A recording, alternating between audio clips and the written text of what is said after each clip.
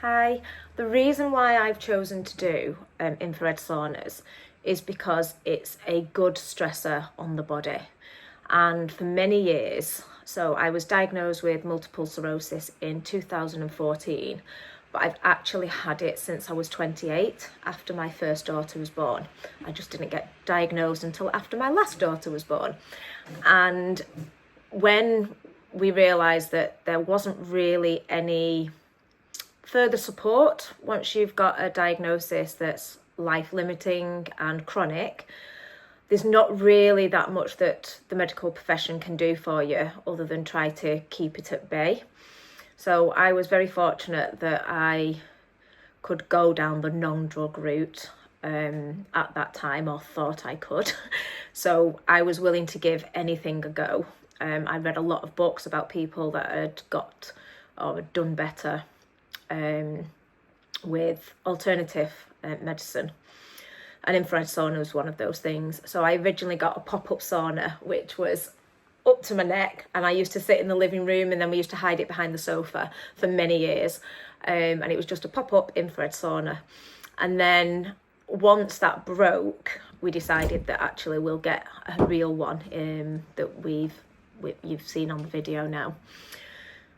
So that at first I couldn't even cope with 5 minutes. I've had to build up that over time because I was heat intolerant for many years. I couldn't control my core temperature.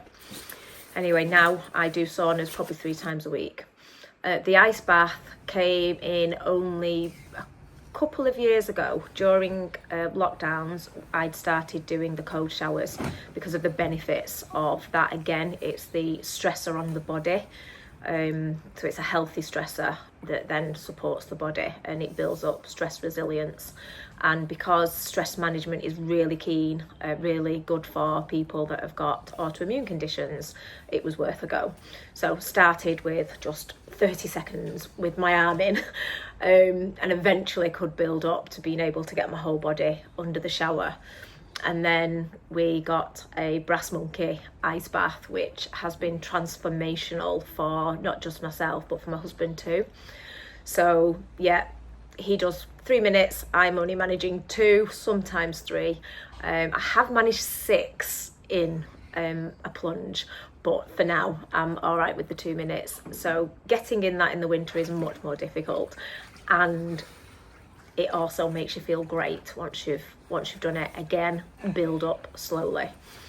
The oxygen therapy, oh gosh, I've been doing that since 2016 because it helps get the oxygen to the parts of the body that you are needing. It's known as the handbrake to MS.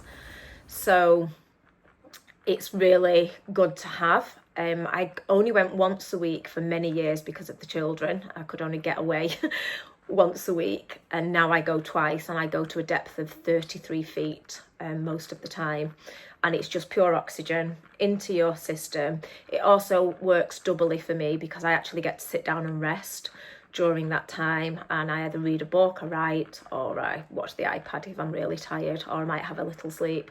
So that really gets my body into a relaxed and restored state, which is something a lot of people with autoimmunity struggle to do. So that's how I do it manually. I've been doing that for many years, as I said. It's one of those things that I only notice the benefits of it when I stop having it. So if over the lockdowns, I really struggled at the beginning because I wasn't having oxygen therapy every week. So it is one of those things that has stayed with me. There's a lot of things that I do that I've tried that haven't stuck because it hasn't been useful for me. It's useful for other people, but not for me. Oxygen therapy is one that I've maintained going. And the vibration plate, oh gosh, that one came in, I don't even know how many years ago I got my first one. This is my second one. It's the oscillations that is good for the body. There's a lot of research now into it. There wasn't when I first started, but it was worth a go. My mum's also got MS, and for her, she was falling all the time. Her balance has massively improved from going on the vibration plate, and again, starting slow. And I think she does something like 80 squats in the morning on it. She's in her 70s, and yeah, her balance has improved no end. For me, it's one of those things that I can do if I'm not so good, if I am a little bit fatigued, if I've used too many of my spoons, and I can get on the vibration plate. I can do it with or without weights. I can sit on it, you can just put your feet on it. It's a really, really useful bit of kit, and I've definitely got my money's worth out of it. So yeah, that's another really good one. There are other things that I do, and I thought they were the sort of main ones that make a real big difference to my conditions.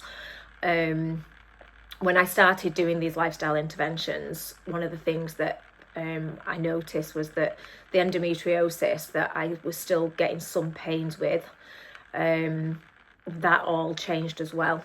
I think most of that was probably to do with the nutrition, the diet, the understanding where I was deficient in vitamins and minerals and plugging those gaps, understanding about my genes and all that type of stuff as well. So yeah, there's so much that we can do that can really support our bodies, and it's about finding what works for you.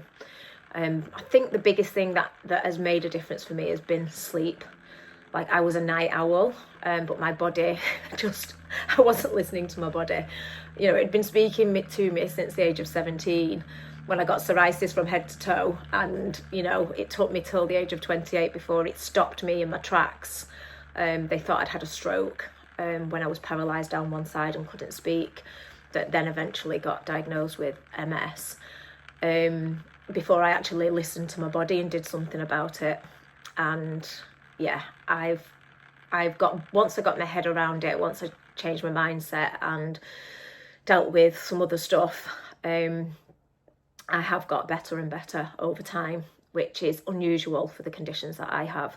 I think one doctor said to me, I think you've been misdiagnosed. And I was like, really? Considering I'd had a lumbar puncture and I'd been having a lot of symptoms. But yeah, a lot of those like fell away over the years until you reach perimenopause.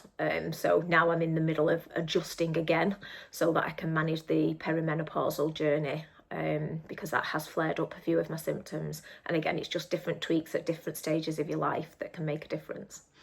Thank you for listening.